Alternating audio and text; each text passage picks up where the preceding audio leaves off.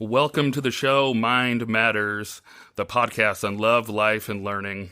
Today we have the Showgun Chief in the house, and as always, we're trying to break the stigma on mental health.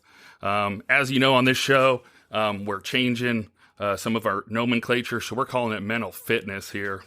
So we want to make sure it's easy to talk about and it's normal.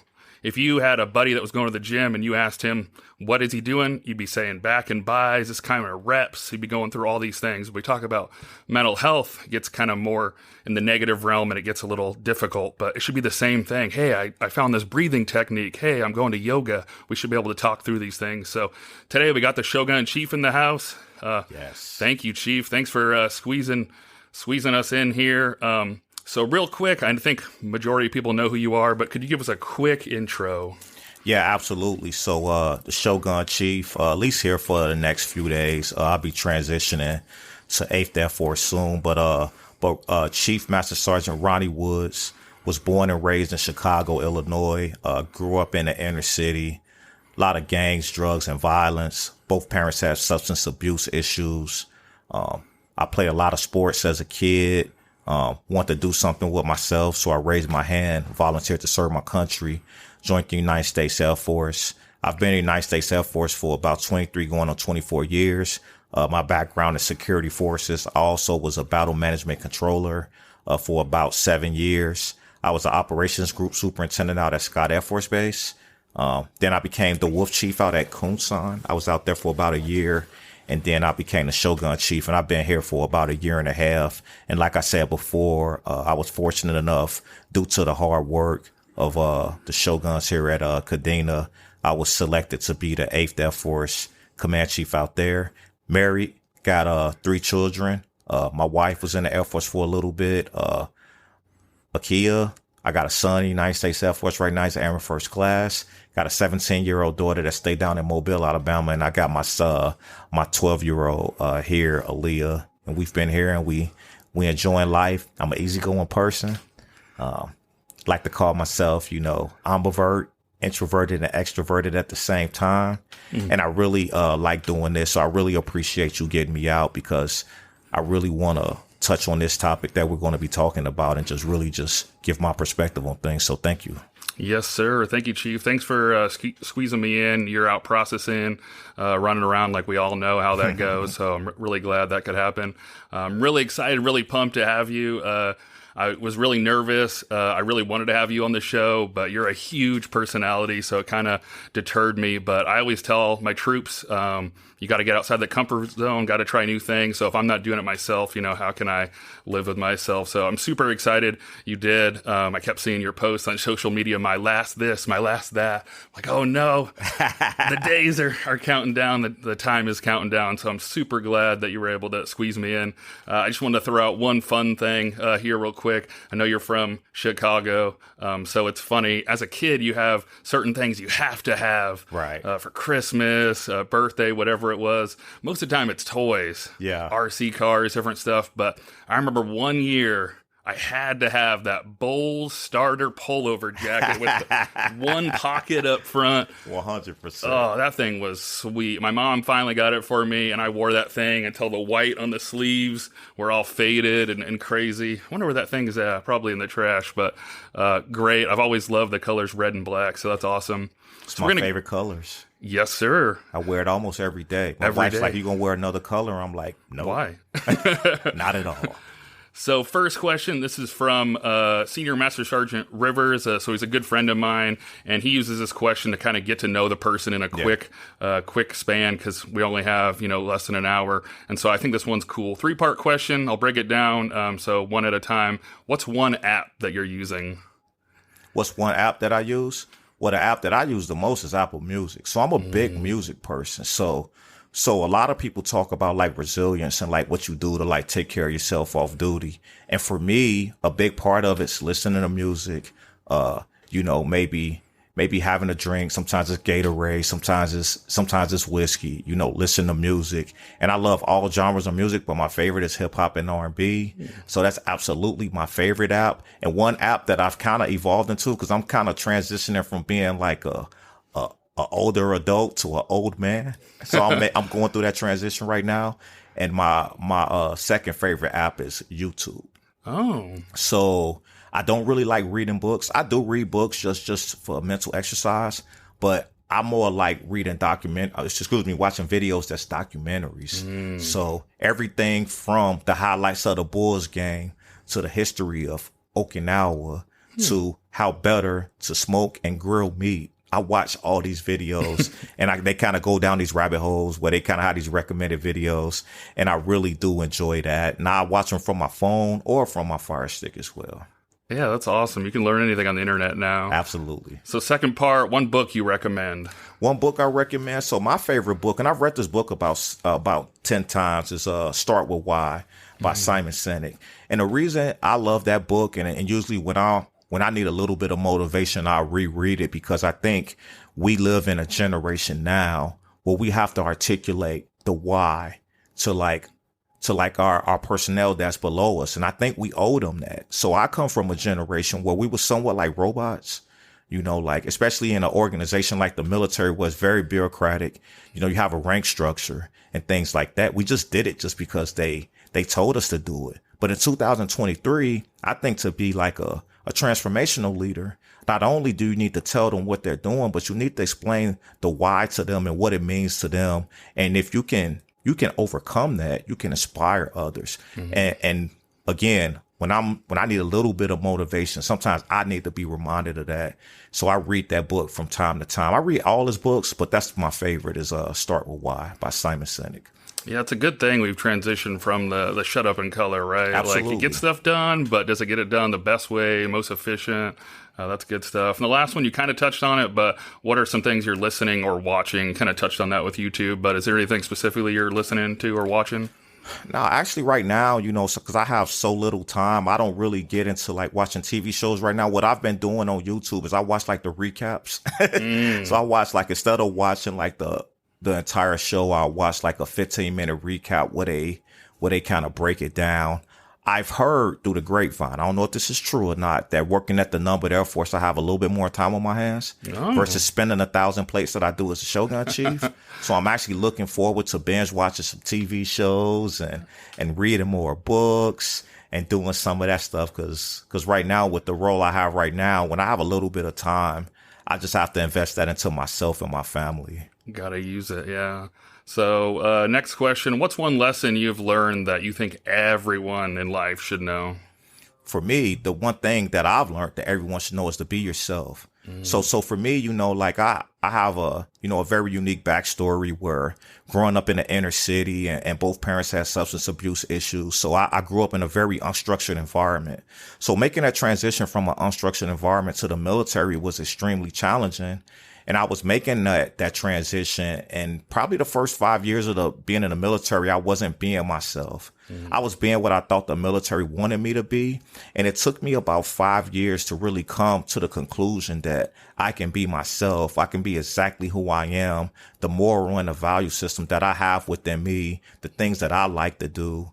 I can be that, and the Air Force is going to fully accept that, and I can be successful at that. And I wish I knew that a lot earlier in my career, because when I started to be myself, the one thing that I didn't realize that was going to be a result of that is I actually was more comfortable in my own skin, but I made everyone else around me more comfortable, because people can see when you're holding something back. And I was always holding something back. Like I will always be in the environment at work. I will hold stuff back. And then when I started to be myself, it made everyone else more comfortable. And then we'll start to have commonalities. Like, yes, I love hip hop music. I like Jay-Z. Yes, I like to, drink a whiskey or drink Hennessy from time to time, but I also like sports. And I used to have a lot of commonalities with a lot of my coworkers with sports, because I love the Bulls, the Bears, the Cubs, and the Blackhawks. That's why I wear the Bulls all the time, because I'm really into that. And again, like a mentor told me when I was about a staff sergeant, he said, the hardest thing in the world is to be something you're not. And the easiest thing in the world is to be yourself. And I can't prove it, but I'm pretty sure it is a direct connection to when I started to have career success, when I became comfortable in my own skin. I can't prove it, but I feel like that played a huge role in it. That I was comfortable with who I was. So I wish I could have did that a little earlier in my career. That's awesome. That's a really good point. I remember I was air traffic for 5 years, and then I was contracting for 3, and then I got lucky enough and blessed enough to become a medical service corps officer. But I remember when I got picked up and got my commission, I thought for sure I had to be this no fun having hardcore. Yeah. I'm an officer now. And so I tried to do that for the first year, and it just wasn't me. So it falls apart. I'm goofy. I'm fun. I'm making everyone laugh and smile. And that's who I have to be. So I think, like you said, I wish I would have thought of that a little earlier. At least it didn't go on for too long. But I'm sure, like you said, most people could probably see through it and realize it wasn't the true me. I just am who I am, and that's how it has to be. And be honest with you, like, we really good at having these different personalities in the military. We are really good at it, and sometimes we take it for granted that we have people come from all walks of life, and we can be singularly focused despite all of that. And that's why I tell people to be themselves, because that's what makes us work. That's what makes us great. When you bring what you bring to the table in your best element, when you can do that in your best element, and everybody has different personalities, different backgrounds, it's just, you can make it work really great. So just go out there and be yourself. Absolutely. So we're going to move on into the warm-up. So absolutely love sports analogies, right? So the bullpen, you got to get warmed up, got to stretch those muscles. So we're going to warm up through a couple questions. So I'm going to shoot 3 your way. You're going to shoot 3 my way, and then we'll move on into the rest of the mental fitness. But first question I got for you, for everyone out there, how do you handle selection to either a short notice assignment and or a job that maybe wasn't at the top of your list? That's a great question, because I'm living that right now. So, and I would tell everyone out there, like command chiefs and senior leaders ain't void from having like mental challenges. So it was super cool getting this assignment, because obviously it provides career success. But then when you look at your family and you look that you have to uproot your daughter out of school in the middle of a school year, she's going to the 5th school in the last 7 years, and you look at all that, and the way that I've handled it is always surround myself with good people where I can kind of open myself up and be able to speak my mind to them and kind of tell them what I got going on. It was a lot of peaks and valleys. I had what I call successor's remorse. And that's when you feel bad because of some of the success you had, leaving here early. It wasn't the way I wanted to leave. And just really talking to a lot of my mentors. And I've had every emotion in the last month. I've had every emotion. I've been upset. I've been excited. I've been frustrated. I've been depressed. I felt like I've let the airmen down. I felt like ecstatic, like every emotion you can have, like I went through it. But I've always been extremely open with like how I feel about things, whether that's my wife or whether that's like people I surround myself with. And that's what really helped me through it, because I'm really at peace with everything now, which is super cool. Like I'm totally at peace with it, and I'm excited about what the future holds. Perfect. That's good stuff. I'm glad you were able to process. Yes. I think that's the military in a nutshell. I use the analogy of a roller coaster sometimes. You got the highs, the lows, the screams, the all sorts of stuff in there. So that's good stuff. And those sounds that y'all hear, we on an Air Force installation, and that is air power, what we hear right now. The sound of freedom. The sound of freedom. So next question, reflect back on your time here. I'd really like to hear your big differences between being the Shogun Chief and the Wolf Chief. What were the highs and lows between Korea and here? Oh, that is a phenomenal question, because I really struggled with that. Like a lot of people don't know, I really struggle with it because it's 2 totally different roles. Like being a Wolf Chief and being a Shogun Chief, it's 2 totally different roles. The Wolf Chief is a very small base. It's about 3,000 people there in total. And you're somewhat like a little mini celebrity being a command chief. Everybody knows who you are. You know everybody there. And it's a very like close-knit unit. That unit was also very like easy to command. I didn't know it at the time because Everyone's singularly focused, high culture, high morale, one mission. And now you transition, and Kadina's the total opposite. So you have 23,000 people here on the yard. You have representation from all services. You have Army, you have Navy, you have Marines, you have the Space Force. You have everything here. You have the schools here. You have families here. You don't have families there. And it's not a singularly focused wing. You have fighters. You have command and control platforms. You have tankers. You have rescue assets. You have airlift assets. You have assets from the Navy. You have assets from the Army. You have all of that here. And you have to learn how to be able to lead in an environment where everyone's thinking and looking a little differently, but you got to get them singularly focused. And for me, it took about 3 to 4 months for me to kind of find my leadership voice, because I didn't realize it at the time. But being a wolf chief was somewhat easy. I just had to go just show my personality and go lead, which was very easy. Here I had to learn how to pick my spots. I had to learn how to prioritize things, because you can't do everything. And it's been the biggest challenge of my career. And I'm glad that I was able to figure it out. What's something you learned here that you're going to take to your next job? What I've learned here is I tell people all the time is cherish the moments. So in my career, it's been like just walking up like a mountain, right? And I'm walking up this mountain, but the mountain, like the mountaintop never ends. So I've been walking up this mountain. I've been trying to get to the top.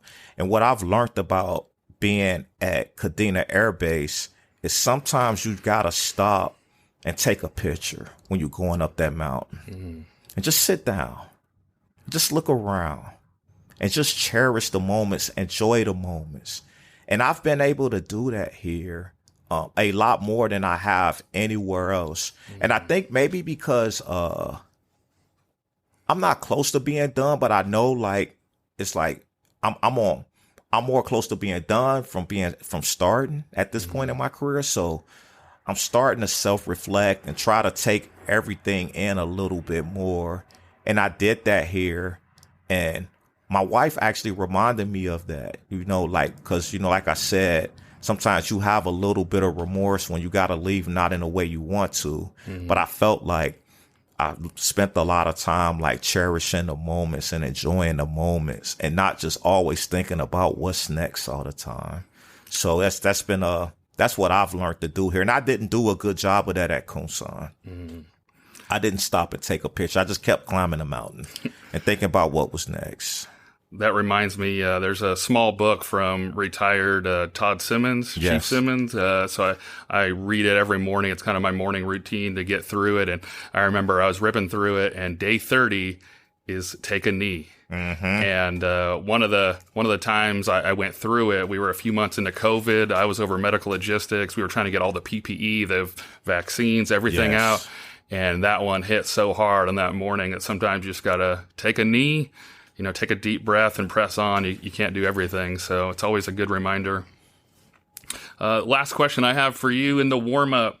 So I wanted a little more reflection from you. So in a previous podcast, you discussed this quote, "I need you to be your best, not just try your best." Yes. From Brigadier General Edwards, September 2020. Does that still ring true, or do you have any more reflection on that quote? No, I really love that quote because, you control a lot. You don't control a lot, excuse me. And I think one of the things that you do control is your effort. And I feel like you got to leave it all on the field and try to be your best. And that's something that I live by every day. That's something that I try to inspire others to do every day.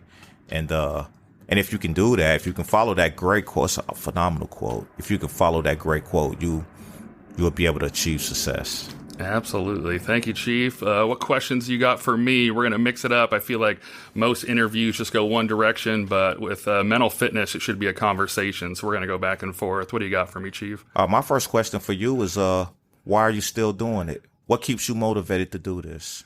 So for me, I feel like sometimes I'm a walking cliche, but it's really about the people. So air traffic, I could have made more money outside. Contracting, I got my DAU level 2, so I could have left at that point and made more money. But I have a personal story. I highlighted in the pilot episode, so I won't go too far into it, but I had a Red Cross notification. My dad passed away. I flew all the way around the world from Guam, was able to get there before he passed away. And it wasn't until I got all the way back to my house, realized that someone had swept and mopped my floors, put my dishes away. They drew a picture of my dogs that were, getting babysat, and they went through all this stuff. And so I think if I worked at Amazon, Google, like, would they have kept my house alive? Would they kept it from burning down?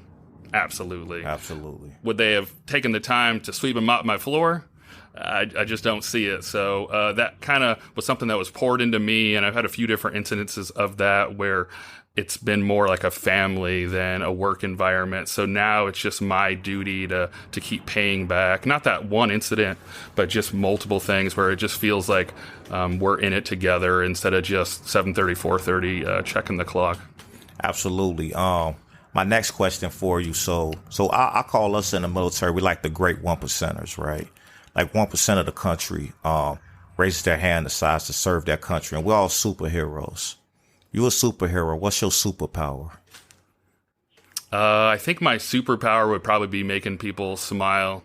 Yes. So always trying to make people laugh, saying good morning as I pass people in the morning, asking people if they're doing okay. And I hope that if anyone ever needed anything as we pass in the hallway, they would stop. And I try to do that when I have my flights. I do an initial, like, about me, which is very brief and kind of to the point because I don't want to get too mushy up front.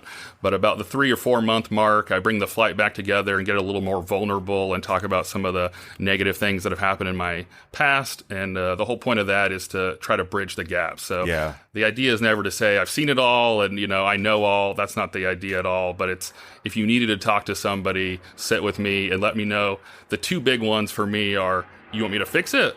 Yeah. Or you just want me to listen? Yeah. Because I can just listen. That's perfect. But I think that happens a lot of times where people want to pour out, but they think you're going to start making phone calls. And so right off the bat, like seeing how they're doing and then trying to take care of them. And I gave you I gave you some thought provoking ones on those first two. So I'm gonna go a little bit soft on this. What's your favorite application that you like using right now? Mine's probably a terrible example, but Facebook. Okay. So I'm on the United States Air Force commissioning page. So I try and help people come in if they're curious on becoming an MSC. Because backstory on that, I was at 7.5 years. The cutoff's 8, and I randomly found out about it in a cubicle and contracting. And so again, it's one of those things I feel an ownership to let people know. Because if another 6-7 months would have went by, I would have missed that opportunity altogether. Yeah. And this was the first time where this was the thing I needed to do. So I woke up every morning. I enjoyed contracting. I enjoyed air traffic.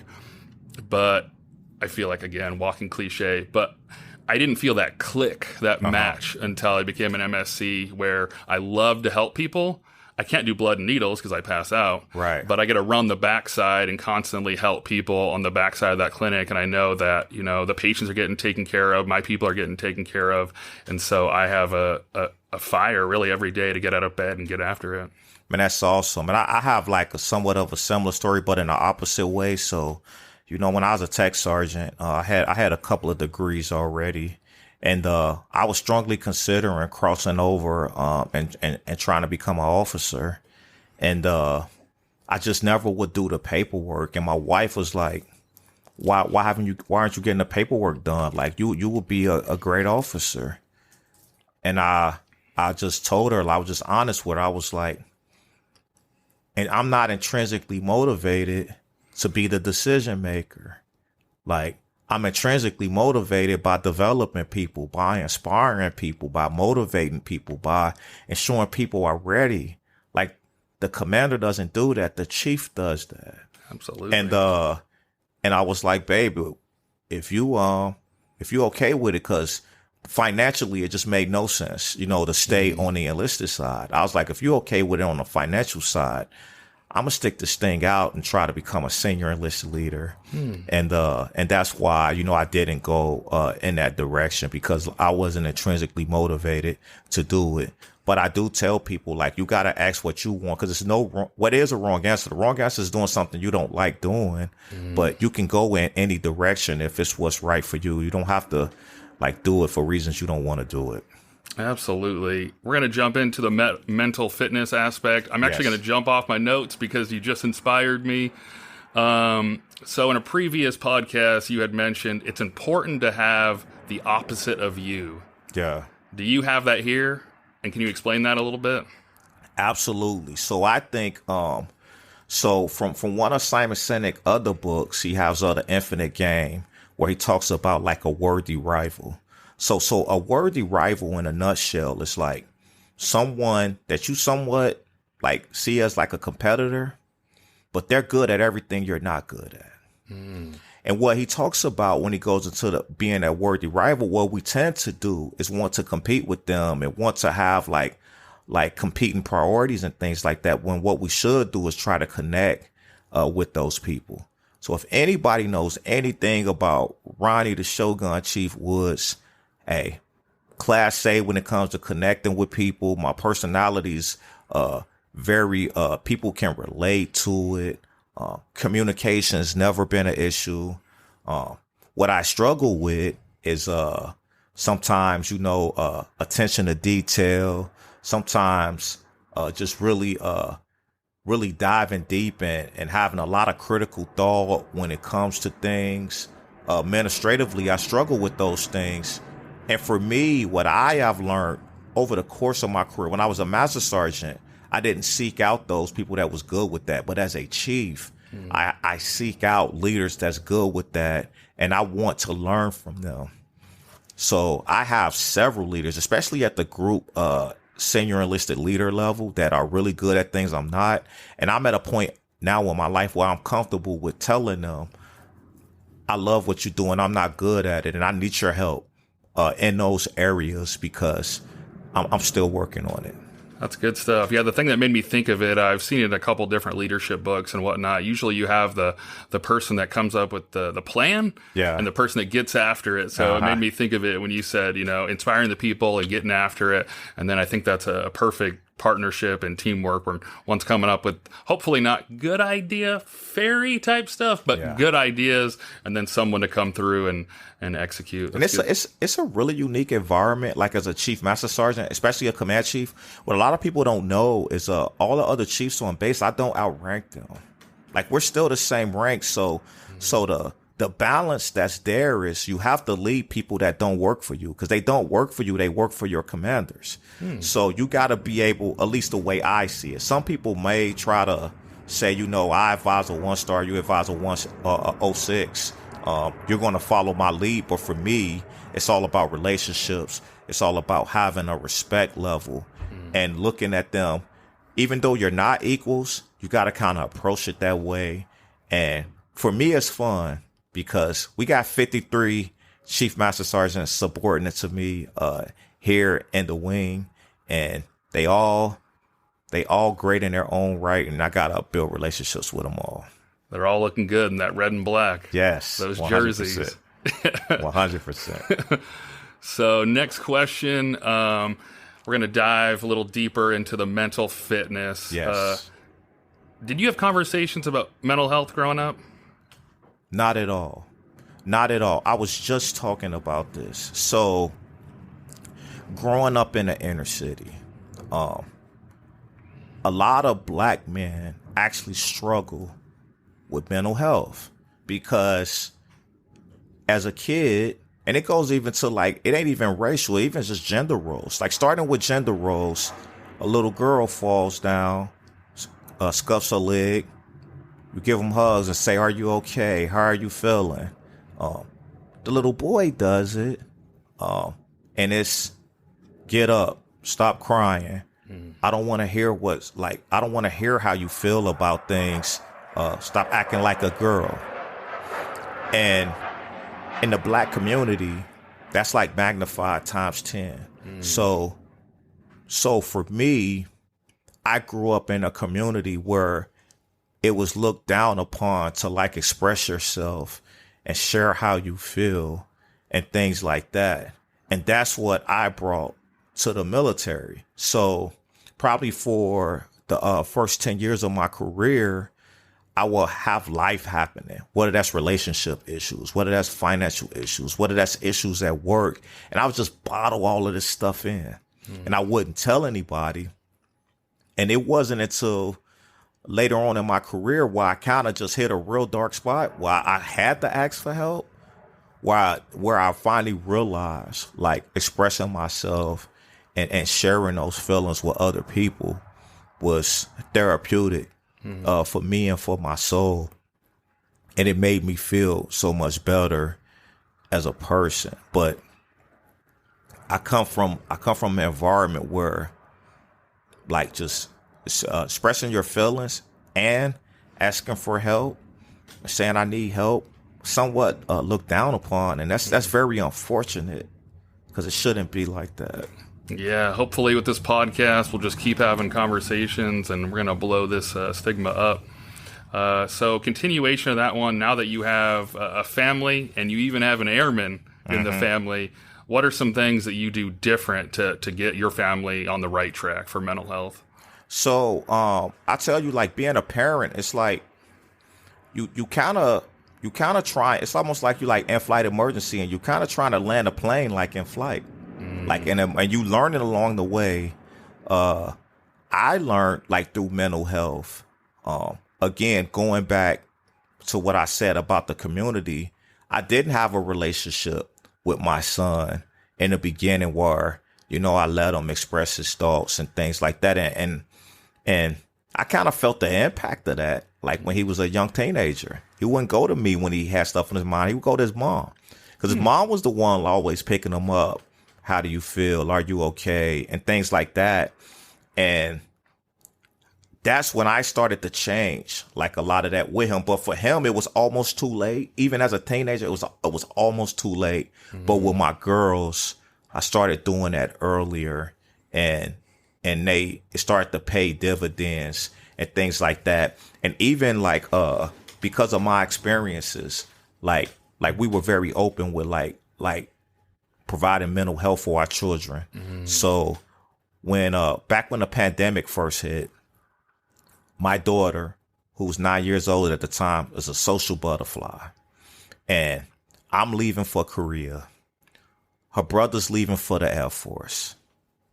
She's stuck at home doing homeschool and can't leave the house. And she's mentally going through a lot. And my wife linked her up with a military family and life consultant. And it was only virtual. She couldn't go in and go see him, but she connected her with a military family and life consultant. When I tell you, like, that did wonders for my baby, like, I can't put into words, like, what it did for my child. Like, to be able to express her thoughts to someone else and help her get over the hump or something she didn't understand. I don't think none of us understood it back in 2020, what was going on with the world. But a lot was going on with her, even with the pandemic and, like, you know, her big brother and her dad, like, leaving the house and stuff like that. It worked wonders to the point where we tried to get it transferred over here when we came to Japan, but we couldn't get it transferred. You know, they have rules and things like that, but we still like keep it open, like for those things, like with our children. That's good that she was able to work through that and you gave her resources. I think that's probably the one biggest thing is knowing that things are available and not feeling like you're stuck. So you kind of touched on previous and current. So to kind of wrap that up, what's your perspective on mental health? How does it differ from when you grew up to now? It's night and day. One, I didn't even know it existed. Like as a child, like I didn't know you can go to someone that's like medically clinical psychiatrist or a social worker and be able to like express your thoughts and express your feelings. That wasn't something I knew existed. And now I know it exists and I believe so much in it. Like I really do, daily. That's what I love about this podcast is we fighting the same fight daily. I'm trying to kill the stigma about that for career reasons. me being a defender, we didn't want to go talk to mental health because we thought they were going to take our weapon away, and you don't want your weapon taken away. And we think it's going to affect our careers, and it's not. Like, I go to mental health. I go ask for help. I'm about to go to the numbered Air Force level as a command chief. It doesn't affect your career. It only enhances your career. I pretty regularly go see a chaplain, even when I don't. Just like, it's a very lonely world as a command chief at times.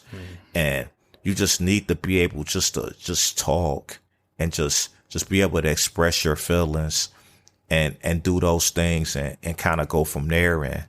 And we got to continue to chip away at it, because as long as people can see that one story out of that affected someone's career, they will leech on that one, and not the hundreds of times that it's positively affected someone professionally and personally. Absolutely.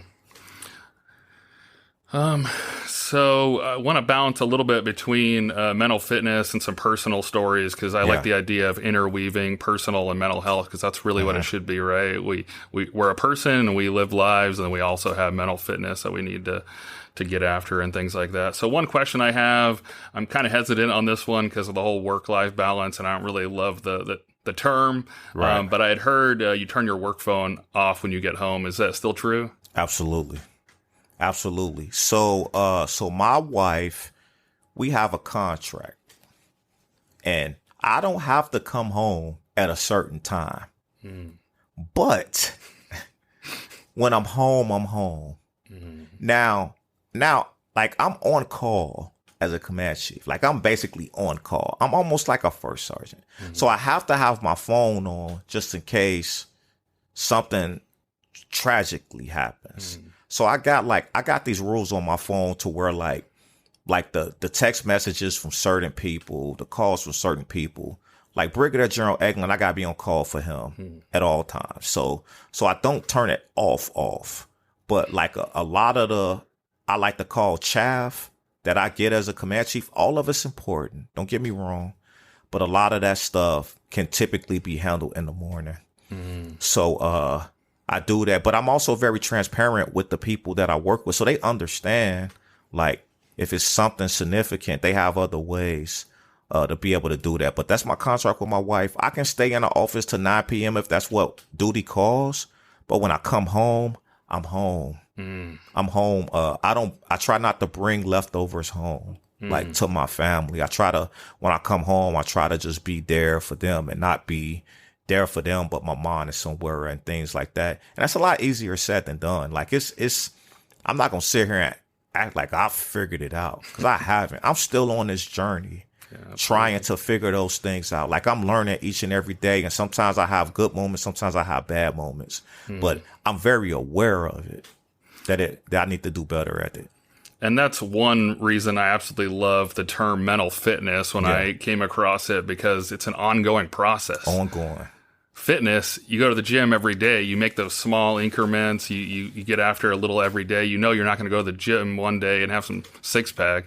And so it's interesting. We have this completely different view on mental health. It's like you go over there, one time, you're done. That doesn't make any sense. It's an ongoing I go thing. even a step further with the fitness. Like, you have your good and bad moments. Like, you be in the best shape of your life, and sometimes you just kind of let yourself go for whatever reason. It's the same thing. Like, you're going to be doing really good with it. You're going to be working really hard at it. You're going to be in great shape. But every now and then, you're going to look at the pizza and the cookies, and you're going to be like, you know what? I ain't going to gym for a couple weeks. I'm going to eat whatever I want. And it's a constant journey. Thanksgiving. That's a tough one. Got to take a break around then. So next question, why is mental health important to you personally? So for me, it's very important. So we about to start cooking with fish oil. So I'm about to tell a story about how mental health kind of changed my life. So I'm a freshly retrained out of security forces into battle management control. And battle management control is a very technically challenging career field. And I'm a tech sergeant. I'm on a deployment to LUD. I'm already, like, challenged by that. I'm struggling adjusting to a new career field. Me and my wife is having marital issues, like significant marital issues. I just got a call that my mom has stage 4 cancer. I got to go on emergency leave to go see her. And I didn't know at the time that I had lost like 15 pounds. Mm-hmm. So I had lost like 15 pounds. And then my supervisor came by my house, and I mean, not my house, my dorm room at LUD, and was like, bro, like, you need to go talk to somebody. Mm. And again, I gave you a little bit of snippet of like where the core of me, like coming from, the community where I just didn't get like those reps in with like expressing myself. Mm. I was always, you hold it in. But I was getting to a breaking point. Like, I was getting to a point where I had to go talk to somebody. So I finally went to go talk to a chaplain, and I was expressing like all my thoughts to them because I had a lot of stuff going on in my mind. I was in a really dark place, And that first time I went to go talk to the chaplain, I felt so good, like after the fact. And the chaplain's like, why you ain't never come talk to us? I was like, I'm an extremely private person. He was like, then I'm the perfect person to talk to. 100%. Because I can't tell nobody what you're talking about. Like, if you're private, this is the perfect place to come. And the light bulb kind of came on at that moment. I was like, man, what the hell have I been waiting on my whole life? And then, so it's for me, it started with the chaplain corps, and then it went to more to like mental health specialists, NFLACs. I've dealt with NFLACs, quite a bit, in my life as well. And then, I also just surround myself with good, people that's going to always be honest with me and be there, be willing to be there and listen and things like that. Cause sometimes it's not like clinically, like diagnosis that you need. It's not that all the time. Sometimes it's just, you just got to talk to somebody. Sometimes it's just really that simple. Big spectrum, right? Mm-hmm. Not everything is, super dire. Sometimes you just need to get some stuff off your chest. So a question I'd like to ask, you're very confident, big personality. Absolutely. You kind of touched on your background. So can you walk us through a little bit of, for me, I've noticed in life a lot of things, if not almost everything, is about balance. So how do you balance being confident versus humility? Man, so I've struggled with this one. I have. Cause my wife will tell me all the time, like your ego can get in the way sometimes, but also your ego is why you are where you at right now. It's your ego, and the confidence and the humility. I've struggled with that balance at times, and it's a very thin line. It's a very thin line between having humility and being like a very confident person, because most people don't want to follow someone that doesn't have confidence and indecisive, but they don't want to follow one that's full of themselves neither. So I am very aware that I love me some me. I'm very aware. I'm self-aware of that. And this is through, like doing like surveys on myself and doing surveys with the people that I work with. So for me, I'm just very aware of it, and I'm just very mindful of it. Even like the things that I do on social media, like I've learned through trial and error that I can't make it about me all the time, because I have a kind of like a natural tendency to do that sometimes, and I won't make it about me. I make it about other people. I'm always showing gratitude, always showing humility, but I'm still on that journey. Like, I'll be honest, I'm totally transparent with people. I struggle with that all the time. I surround myself with people that reminds me of that. My wife will remind me if I start to get full of myself. She'll remind me that I need to show a little bit more humility. One of my mentors actually set me down when I was a chief master sergeant and told me I was full of myself. It was probably one of the best conversations I had in my career. I probably wouldn't have been a command chief if he wouldn't have set me down and talked to me about humility. Did you go defensive first, or did I didn't go defensive because I was a squadron chief at the time. He was a group SE. It was the most important conversation of my career that I had. And he sat me down and he told me, and I wasn't defensive. I was kind of soaking it in. And then I went home and I talked to my wife about it. And she was very honest with me. She's just like, yeah, you've been pretty much prick. Like ever since you sold on chief, it's all about you. It's all about you and you're never wrong. And just, he's like, go look at your social media. Go look at the things that you're doing around the base. Like, I know you. She told me that she know me and she knew that wasn't the type of person that I wanted to be.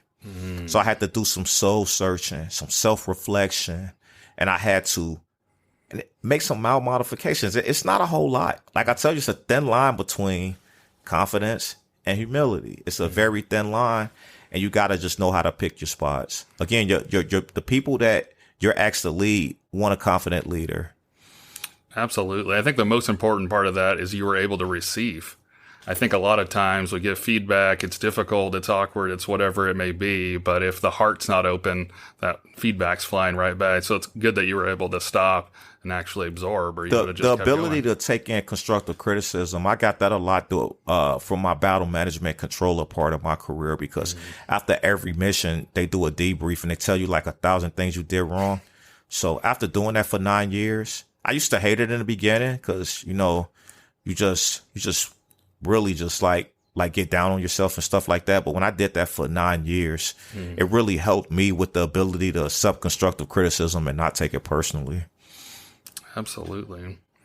So I want to get into some actionable things. What is something that someone that's listening right now could go home today, this week, and get after? What are some habits you personally take to take care of your mental fitness?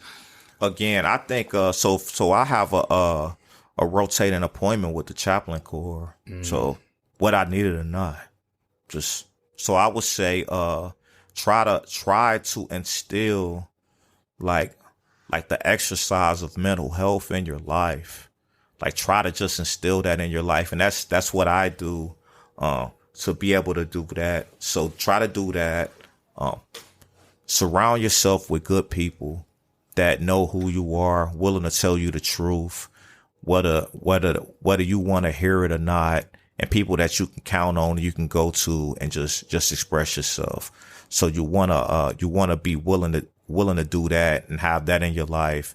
And those are the two things that I would tell anyone. Just start there. And then depending on what you like, what you don't like, you can kind of go from there. Kind of tailor it from there. I think one thing that's important to mention on the last one, just backing up one, kind of the balance between confidence and humility. I think one of the common things we hear is walking the talk or getting after it. So got to give a shout out to the Showgun Chief for managing his own Facebook page. Because I definitely thought it was the exec, and I got a reply, and as soon as I saw the 100 on there, that's me. It was proven. So shout out for running your own social media. I think if you're able to, walk the talk and get after it, that's one of the first steps in humility, bringing yourself down to run it correctly. So it's very important for me that people get the real me. And I don't know if it's going to be easy or not at the next level. I mean, I feel like I could do it here. I can do it anywhere because this is a really busy job. But I feel like people want to know what you have to say, like not the people that work for you. And I take a lot of pride in that. Like I don't do grammar checks on any of the posts. I'm okay with that. Like what I get from a lot of people is they like that it's me and they like that it's real. And I am who I am. I like to talk to the airmen. And that page, it's been cool what's happened on there, because actually probably about 70% of the people that's on that page is not from Kadena. They're from like all over the Air Force. Because I don't just try to speak to the Shoguns. I try to speak to anyone that's willing to listen. Absolutely. So I got a question I want to play into your quote and your slogan. So one of the things you keep on your coin in different places is keeping it real. But I want to know the other side. Is there a time, maybe personal story, or is there times that keeping it real can go too far? Yeah, so you gotta have some awareness. You gotta be able. I always tell people all the time, you gotta know how to read the room. So you gotta be able to know how to read the room. Like you can't be 100% like all the time. Like sometimes you gotta move with a little finesse. Sometimes you gotta have some recognition of the greater good, like that's going to come from something, and be able to understand that. And I've had several instances in my career where I haven't been able to be 100% myself. Like the inherent role of a senior enlisted advisor is to advise a commander on things they may not want to hear. They may want to go in the direction you want to go in. They may not. You might not agree with it, but you got to walk out of that room and you got to be with them. As long as it's not immoral, ethical, illegal, you got to be with them. And me going in and selling something on that I just advised against that's technically like not keeping it real, right? But you have to do what you got to do for the greater good. And you got to be a good teammate. You got to be a good leader. You got to understand that you advise, like commanders decide. A lot of senior enlisted leaders struggle with that. I don't, because I know my role. I know my role is to give the voice of the people, whether commanders want to hear it or not. And that's a data point in the calculus that they use to make decisions. Not the only one, but a data point. So just, read the room, understand when to do it, understand when not to do it. For me, I feel like for the most part, I'm going to keep it 100. But I'll be lying to everyone if I say like I'm like that all the time. I'm not. Yes, Chief. Can't all the time. Everything's about balance, I think. Right. So I want to summarize some of the main points. So part of that is having the conversation about mental fitness. We touched on that growing up, both of us. And I think, backing up 10, 20 years, it just was not something that was allowed to be talked about. And we just need to continue to have this conversation. The next point was really about balance. And then I think the last point was really about reoccurring, that mental fitness we talk about. Make that appointment. If you need it, good. If not, maybe you can press on. But be intentional, be about it, and make sure it's there. I'd like to put a plug out there. If you have a story you'd like to share or want to sit down and discuss mental fitness in the future, anyone out there, please reach out to me. And Chief, really want to thank you. I'd like to give you some last words of wisdom. What's the parting wisdom you got for us? I just want to say thanks for having me on. I really do appreciate it. I was really enjoying this. I can't believe that was an hour because that felt like 15 minutes. But that goes to show like we both was really enjoying each other's company and kind of doing that. I always like to express like mental fitness and trying to kill the stigma of it. And again, if you feel you need to like go get help, like please, like I highly encourage you. And then I also say just try it out. If you don't like it, hey man, to each his own. But sometimes you just gotta do it because like I told the story when I was deployed, I actually really liked it once I tried. I had never gave it a chance, give it a chance, and be able to do that. And just advice for me, like I tell everyone, be yourself. The hardest thing in the world is to be something you're not. The easiest thing in the world is to be yourself. Focus on the things you can control. That's your attitude. That's your effort. And don't focus on things you don't control. That's the opinions, thoughts of other human beings, your environment, when adversity hits your life, the way people think about you. Don't focus on that. And always remember, whatever you're doing, whether you in the military, whether you in industry, whether you involved with sports and things like that, Your legacy is not going to be defined by what you accomplish. Your legacy is going to be defined by the way those people that you work with, the way you make them feel. That's what's going to define your legacy. Always remember that. Always understand that you're going to have peaks and valleys. And again, I sincerely appreciate the time. This is awesome. And I can't wait to hear this and the other times that y'all was on. And thank you again for your time, sir. Thank you much, Chief. Thanks for listening to Mind Matters. If it's on your mind, it matters. And thanks for squeezing us in on a super short notice. Chief leaves on Thursday, and I'm leaving for Korea. So I can't believe it all lined up, but I'm glad that it did. And as always, remember, if you ever need help, please get help from a wingman, military one source, mental health. There's also the new USA suicide hotline at 988. But please reach out and get some help. Have a good one. Love you.